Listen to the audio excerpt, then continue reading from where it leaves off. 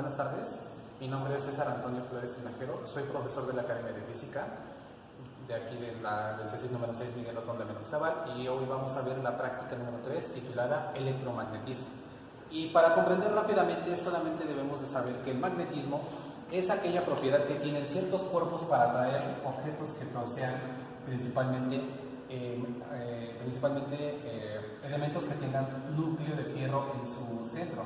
Es decir, aquellos elementos que son capaces de hacer esto, de atraerlos, se les conoce como magnetos. Los magnetos en sí también pueden ser de diferentes formas. La forma más básica que conocemos es el de herradura, el de barra, y posteriormente también tenemos el de herradura. Ambos van a tener un polo norte y un polo sur. Las líneas de campo magnético que salen directamente de estos elementos son las que nos van a ayudar, o son las que atraen principalmente a los elementos metálicos que se encuentran a su alrededor. Es por ello que se han descrito varias propiedades magnéticas, las cuales nosotros veremos a continuación en la práctica, cómo vamos a describirlo en este momento. Para ello, nuestra primera actividad va a constar en demostrar a través de esta lámina de acrílico, la cual contiene limadura de hierro inmersa en agua, la cual forma una suspensión, cómo es que se van a formar esos campos magnéticos. Tenemos un imán de herradura. Para ello lo que vamos a hacer es lo siguiente. Si quieren, lo que observamos es lo siguiente. Agitamos inicialmente la placa de acrílico y posteriormente la ponemos inmediatamente sobre el imán de herradura, y entonces lo que nosotros observamos alrededor son aquellos campos magnéticos que se están formando por medio de líneas imaginarias que en algún momento fueron descritas por Faraday, las cuales decían que salían de un polo hacia otro polo, en este caso del polo norte hacia el polo sur, dándonos precisamente este tipo de figuras. De esta manera se comprueba que los imanes tienen este tipo de propiedad conocida como el magnetismo. Otra propiedad que también se le confiere mucho a los elementos magnéticos es aquella que se denomina como permeabilidad. En este caso tenemos una barra de hierro dulce, la cual contiene en sí un fierro, como su mismo nombre lo está indicando, y es muy permeable. ¿Qué quiere decir esto? Que puede adoptar inmediatamente las propiedades magnéticas de cualquier tipo de imán. Si yo utilizo, como lo voy a demostrar en este momento, agarro en sí la barra de hierro y la acerco directamente sobre este elemento que viene siendo, o sobre este cúmulo de elementos que son algunos alfileres, podemos observar que se pueden pegar algunos de ellos, dado que ya estuvo en contacto previamente con un imán. Sin embargo, ¿qué pasa cuando pegamos directamente la barra de hierro dulce a nuestro imán? Este adopta inmediatamente las propiedades magnéticas, como lo pueden observar ustedes y lo constatan, a través del pegado que tienen justamente todos y cada uno de estos elementos metálicos directamente sobre nuestra barrita de hierro dulce. De esta manera, entonces, nosotros lo que hacemos es demostrar que existe una permeabilidad, la cual va a depender de qué tipo de elementos nosotros vamos a tener. Para ello, la actividad que vamos a tener a continuación representa otra manera de demostrar la propiedad de la permeabilidad magnética a través de diferentes placas. Tenemos una placa de plomo, una placa de fierro, una placa de aluminio, una placa de vidrio y una placa de acrílico. Nosotros vamos a clasificar a todos aquellos elementos magnéticos de acuerdo a la capacidad con la cual ellos reaccionan ante un imán. ¿Qué quiere decir esto? Quiere decir que cuando nosotros acercamos directamente este imán sobre cada una de estas placas, vamos a ver si son capaces de pegarse estas alfileres directamente sobre la placa, y por lo tanto los vamos a clasificar en paramagnéticos, en diamagnéticos y en ferromagnéticos. Para ello comenzaremos con la placa de acrílico, como podemos verlo de esta manera, y veremos qué es lo que sucede. Aquí podemos ver o podemos constatar que se están pegando todas y cada una de los alfileres. Sin embargo, como es un elemento no metálico, no podemos clasificarlo inmediatamente como un elemento ferromagnético. Esto tendría que ser un elemento de tipo paramagnético, es decir, que tiene una permeabilidad muy baja, pero no la pierde completamente. ¿Qué pasa si ahora lo vemos o lo hacemos directamente sobre una placa de vidrio? Podemos ver que esto también se llega a pegar. Sin embargo, su propiedad magnética va a ser menos, o va a ser todavía menor con relación al anterior, dado que este elemento, como también es un elemento no metálico, no va a transmitir o no va a permitir que que tenga todo ese tipo de propiedades. Ahora, lo vamos a hacer directamente sobre la placa de aluminio y vamos a ver qué pasa en la placa de aluminio. Pues como podemos ver, no se pega totalmente a la placa de aluminio. Entonces también lo podemos clasificar en un elemento de tipo paramagnético, lo cual nos indica que tiene una permeabilidad baja. Tenemos la placa de fierro, ¿qué esperaríamos obtener? Bueno, aquí lo vamos a constatar inmediatamente. Podemos ver que inmediatamente se pegó nuestra placa de fierro y al mismo tiempo se están pegando todos y cada uno de estos alfileres que nosotros estamos poniendo debajo de la misma. Ahora, como es muy fuerte el magnetismo, dado que este elemento se considera ferromagnético, es decir, su permeabilidad relativa es mucho mayor a 1000, entonces por eso nos costó un poco de trabajo zafar el imán de herradura directamente de esta placa. Ahora lo vamos a hacer directamente sobre la placa de plomo, la cual podemos ver que no tiene ningún tipo de propiedad, es decir, no se está pegando. Entonces, al momento de que no se pega, lo podríamos clasificar como un elemento de tipo paramagnético, como ustedes lo pueden constatar. Entonces, de esta manera queda demostrada la propiedad de la permeabilidad relativa que van a tener cada uno de estos materiales, y lo cual ustedes van a tener que clasificar con base en lo que ya han llevado o han abordado hasta el momento en teoría. Otra actividad que nosotros tenemos es que sabemos de antemano que el mundo en sí viene siendo un imán gigantesco. Entonces, como es un imán gigantesco, va a tener elementos altamente magnéticos, los cuales van a conferirle justamente dicha propiedad. Entonces, para ello, nosotros tenemos esta representación de un mapa mundi, y posteriormente a ello vamos a tener, en este caso, un imán que va a tener su polo norte y va a tener su polo sur. Si yo coloco el sur con el sur y el norte con el norte, entonces, ¿qué es lo que nosotros esperaríamos? Bueno, lo que nosotros esperaríamos es ver cómo va cambiando o cómo iría cambiando la dirección de esta brújula con relación al movimiento que va a tener alrededor del mundo, indicándonos siempre el polo norte en la dirección correspondiente, el noroeste y el noroeste, de acuerdo a cómo se esté viendo en el imán. Sin embargo, si nosotros hacemos un pequeño cambio directamente sobre el imán que está dentro o está inmerso en nuestro mapa mundi, es decir, el norte lo vamos a poner ahora en el sur y el sur en el norte, entonces, ¿qué es lo que vemos inmediatamente? Pues que va a cambiar completamente. Como ustedes pueden constatarlo a través de esta brújula, está cambiando la polaridad, lo que nos indica que el norte va a estar ahora hacia abajo y el sur va a estar hacia arriba, o como se puede ver, va a estar cambiando con base en la manera en la cual nosotros vamos a estarlo atravesando directamente sobre nuestro mapa mundi. Entonces, otra actividad u otra propiedad que también se conoce, como la práctica lo dice, es electromagnetismo. Aquí nosotros nada más hemos abordado propiedades magnéticas muy elementales, como fue la permeabilidad relativa, que esta permeabilidad relativa la abreviamos generalmente con la letra griega μr, y esta permeabilidad relativa se calcula como el cociente de la permeabilidad absoluta entre la permeabilidad al vacío. Entonces, este dato de aquí, ya como ustedes lo han visto en teoría, es un dato constante que va a tener un valor de 4 veces pi por 10 a la menos 7 teslas por metro sobre amper. No obstante, este dato es muy utilizado cuando nosotros queremos calcular o queremos determinar el campo magnético que va a estar inmerso en diferentes tipos de conductores. Sin embargo, para este caso, la permeabilidad relativa también nosotros lo vamos a clasificar con base en el tipo de núcleo que va a tener el elemento, que va a ser un ferromagnético, paramagnético y en un diamagnético. Dicho en otras palabras, cuando se conoce el tipo de orientación que van a tener los espines directamente de cada uno de estos elementos, es como nosotros lo vamos a clasificar al elemento que estemos poniendo en contacto directamente sobre un magneto. Pero por norma general, los elementos que tienen un núcleo de fierro se clasifican como ferromagnéticos, los paramagnéticos son un núcleo de cobre y los diamagnéticos que tienen generalmente un núcleo de aluminio.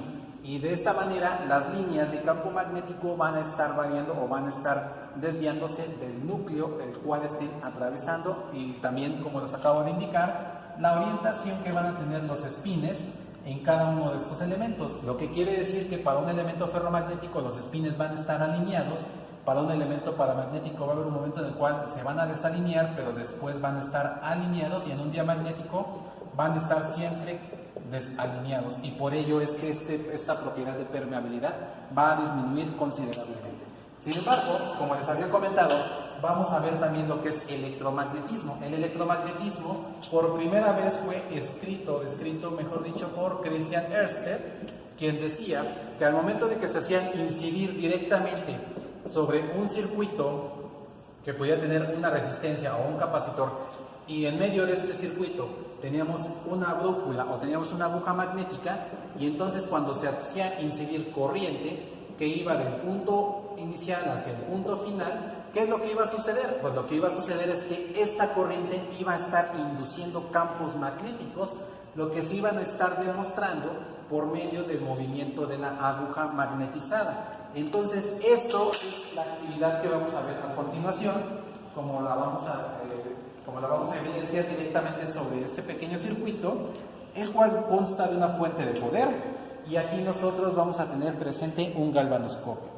La fuente de poder, que ya se encuentra conectada directamente a la toma de corriente, se va a encender, y posteriormente los cables se van a conectar. Vamos a hacer incidir diferentes tipos de voltaje para ir observando cómo se va moviendo la aguja magnética conforme va aumentando el voltaje. Como pueden darse cuenta, a medida que aumenta el voltaje, la aguja magnética va cambiando de posición, pero aquí, por lo que podemos observar, principalmente reacciona solamente hasta 1.5 de volts. Entonces, aquí lo que ustedes tienen que hacer es una descripción acerca de qué es lo que sucede cuando se incrementa el voltaje a partir de la fuente de poder y se hace incidir directamente la corriente sobre este pequeño galvanoscopio, que sería el principio básico del electromagnetismo, de acuerdo a lo que estudió Christian Ørsted en su momento. Otras propiedades electromagnéticas que también vamos a tomar en cuenta son las siguientes. Una fuerza magnética es aquella que nosotros podemos constatar directamente cuando tenemos un campo magnético, y sobre este campo magnético, ¿qué es lo que vamos a hacer? Vamos a hacer incidir una partícula. Esta partícula, cuando atraviesa este campo magnético, nunca lo va a hacer siguiendo el principio del movimiento rectilíneo uniforme, es decir, en un flujo de tipo unidireccional, no, sino lo que sucede es que esta partícula va a estar oscilando, formando pequeños círculos, y de esta forma, estos pequeños círculos que se van a ir formando van a generar un movimiento circular. Pero en este caso, conforme va oscilando esta partícula, al estar ingresando dentro de este campo magnético, va a tener tres elementos que van a estar coordinándose entre sí. Por un lado va a estar la fuerza, por otro lado va a estar la velocidad, y por el otro lado va a estar la carga de la partícula que en este caso vamos a tener, de tal manera que estos tres elementos siempre van a estar de forma perpendicular entre sí, y esto se va a constatar con la regla de la mano derecha, la cual nos va a indicar en la dirección de la fuerza, de la velocidad, de la carga y finalmente de la velocidad, que es precisamente lo que estamos tratando de ver aquí. Es decir, tenemos por un lado la fuerza, tenemos la carga y tenemos la velocidad, y entonces van a estar entrando de esta forma y nunca lo van a hacer de una forma lineal. Por eso es que la fuerza magnética por lo general se calcula como el producto de la carga, de la velocidad y del campo magnético, aunque en ciertas ocasiones también la fuerza magnética se va a calcular con base en el campo magnético, la corriente que estemos haciendo incidir, y en algunos casos la longitud del alambre conductor o del dispositivo que esté atravesando directamente esto. Como para ello lo vamos a constatar a través del osciloscopio de rayos catódicos. El osciloscopio de rayos catódicos, como ustedes pueden ver, es un principio muy básico acerca de lo que es o de lo que era la televisión antigua, la televisión que alguna vez sus padres utilizaron, y para ello nosotros vamos a ver qué es lo que sucede cuando hacemos incidir un campo magnético directamente sobre esta partícula. Ese punto verde que ustedes pueden ver directamente sobre la pantalla es un haz de electrones que están siendo proyectados a través de este tubo, el cual va a contener un gas noble y por lo tanto se absorbe la luz de color verde, y entonces lo que se hace inmediatamente es incidir este campo magnético. Si yo apunto en norte en esta posición, sobre este lugar, ¿qué es lo que se puede ver? Cómo se está desplazando justamente esta partícula, lo que estaría indicándonos lo que acabo de explicar en el pizarrón. Si invierto la polaridad del imán, podemos ver también cómo es que se va cambiando justamente la posición de la partícula, y si la hago incidir desde la parte superior, de igual forma, si invierto la polaridad del imán, de igual manera, y así sucesivamente conforme yo vaya cambiando la polaridad del imán, siempre y cuando el imán que esté empleando sea un imán de herradura. Ahora, si utilizamos para este caso un imán de barra, ¿qué es lo que vamos a poder observar? Bueno, prácticamente es lo que nada más estamos viendo es cómo va cambiando la posición del electrón o de las electrones, como ustedes lo pueden constatar, a medida de que yo voy ya sea poniendo por arriba o poniendo por abajo precisamente la posición de este pequeño imán. Como es muy pequeño, por eso no se puede constatar de la mejor forma. Vamos a ver si tenemos un imán de herradura grande aquí para que podamos verlo. No, nos quedamos mal, solamente tenemos un imán de barra, pero muy pequeño. Entonces, así es la actividad relacionada con nuestro osciloscopio de rayos catódicos. Espero que no haya ninguna duda para que sea muy sencillo contestar su cuestionario. Posterior a ello, las fuerzas magnéticas también pueden ser demostradas a través de principios básicos, como es el uso de este pequeño dispositivo conocido como el péndulo eléctrico. Este péndulo eléctrico está conectado por medio de un pequeño imán, como ustedes lo pueden ver, y lo que vamos a hacer es incidir directamente corriente sobre este pequeño imán, siguiendo la polaridad que tiene y viendo qué pasa si nosotros invertimos justamente esta polaridad. Entonces conectamos directamente nuestro pequeño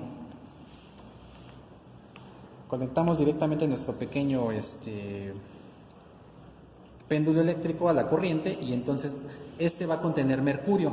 Este mercurio va a servir como un soporte y nos va a estar indicando la dirección en la cual va a estar oscilando la aguja magnética que vamos a tener aquí. Entonces, posteriormente vemos que está conectada a la fuente de poder, que está en posición de 0 volts, y entonces a medida que nosotros vamos incrementando el voltaje, vemos que, o deberíamos de ver cómo cambia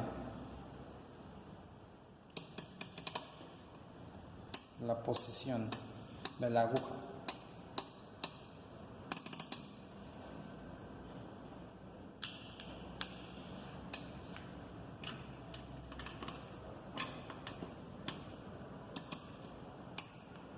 ¿Se dan cuenta cómo va cambiando? Cambia muy poco, dado que aquí, como se puede ver, la carga o la corriente que atraviesa es mínima. Se tensa la aguja magnética por medio del campo que se está generando entre el magnetismo generado por el imán y la corriente que está atravesando, a medida que lo lleva a 1.5 volts y posteriormente llega a un reposo. Pero cuando vuelvo a hacer una oscilación o un incremento de voltaje, ¿qué es lo que se puede observar? Que esta aguja nuevamente se vuelve a tensar. La aguja queda con cierto movimiento, dado que este movimiento, que justamente se conoce como el armónico simple, como ustedes lo vieron en física 1, indica hasta qué puntos va a haber una aceleración máxima y una velocidad máxima, y una aceleración cero y una velocidad cero. Entonces lo que hacemos es incrementar el voltaje para buscar esa aceleración máxima y esa velocidad cero, y cuando regresamos al estado normal, este voltaje o esta tensión se disminuye. Si cambiamos la polaridad de los alambres o la polaridad, de la fuente de poder, vamos a ver qué es lo que podemos observar. Vemos que ahora hacia el lado opuesto es como se tensa nuestra aguja magnética, que está conectada directamente sobre nuestro pequeño péndulo eléctrico a través de este imán y de este compartimento de mercurio. Esa es nuestra actividad. Otra manera de manifestar la presencia o el funcionamiento del electromagnetismo es a través de las espiras, las cuales llegan a ser conectadas directamente sobre un pequeño alambre conductor, y el cual, cuando lo hacemos incidir directamente, vamos a ver qué sucede con los campos magnéticos que están presentes. Vamos a ver si se nos tensa o no se nos tensa, porque buscamos el momento de torsión máximo. cuando hacemos incidir una corriente directamente sobre una espira como la que tenemos a continuación.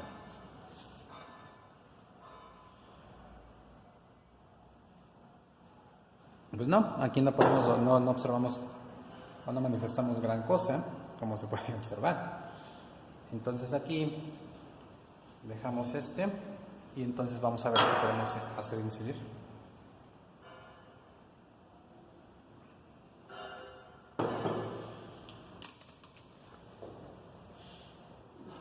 Aquí, por ejemplo, se puede ver cómo se rechaza ya en el momento de torsión a medida que incrementamos cierto voltaje, cómo es que el imán por el polo norte está rechazando completamente a la espira, lo que está indicando que hay una fuerza magnética que es de semejante magnitud y de semejante campo, y el campo magnético es muy similar, y por consiguiente entonces se está observando cómo se rechaza por el polo norte. Sin embargo, si lo ponemos por el lado del polo sur, se puede observar cómo es que se está atrayendo directamente, cómo es que oscila, y eso significa, o eso se debe principalmente ¿a qué? Pues que el momento de torsión máximo que se está observando a través de esta espira va a estar girando conforme nosotros estemos haciéndole incidir un campo magnético muy grande y se le haga incidir al mismo tiempo un voltaje muy grande que sea capaz de poder mover o poder causar ese momento de torsión en nuestra espira, ¿de acuerdo? Entonces así es como lo hacemos con este dispositivo. Ahora, para finalizar este ciclo de prácticas, vamos a ver el principio del motor eléctrico. El motor eléctrico es este pequeño dispositivo que tenemos aquí, como ustedes pueden constatar, el cual consta de diferentes elementos, el cual es una bobina o es una espira que tiene n número de vueltas y va a tener una manivela, y esa manivela va a estar con un conector, el cual va a ser un momento de fricción que cuando esté conectado directamente sobre nuestra fuente de poder, vamos a poder observar cómo es que este motor eléctrico se va a poder arrancar sin la necesidad de que estemos utilizando constantemente dicha manivela. Entonces nosotros colocamos inmediatamente nuestro imán. ¿Por qué razón colocamos un imán? Porque a medida de que se haga pasar corriente sobre este motor eléctrico, se van a estar generando dos campos magnéticos por cada uno de los lados de la bobina, el cual va a estar siendo rechazado constantemente y va a ser atraído por el opuesto, y este movimiento va a generar esta fricción, lo cual nos va a generar una chispa, esa chispa que es la que se necesita para que el motor eléctrico funcione. Entonces vamos a ver inmediatamente cómo es que se lleva a cabo este funcionamiento. Conectamos nuevamente la fuente de poder o la fuente de eliminación, le hacemos incidir.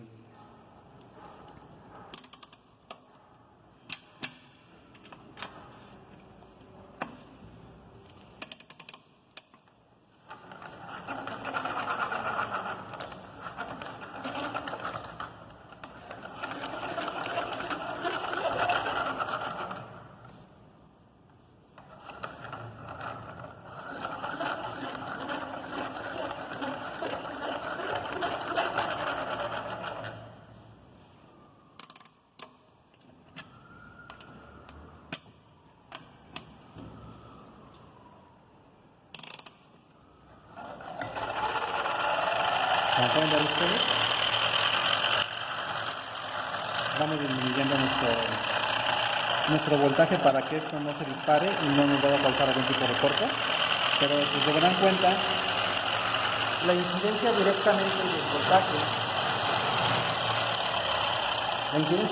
del voltaje sobre el motor eléctrico genera un movimiento que permite que éste vaya girando y que éste vaya funcionando por acción del campo magnético generado y por acción de la corriente que se está haciendo incidir directamente sobre este motor eléctrico y que está siendo recibido por la bobina. Como la bobina consta de un alambre que es altamente magnético, entonces este movimiento va a ser constante y va a estar girando y esto va a permitir que los carros enciendan y por consiguiente puedan avanzar sin ningún problema. Lo vemos una vez más para que quede constatado. Aquí lo tengo a 6 volts, a 7.5 volts, a 9, a 10.5, a 12, 4.5, 3, 1.5 y 0 volts. Bueno, Y así es como concluimos este ciclo de prácticas de electromagnetismo. Muchas gracias por su atención.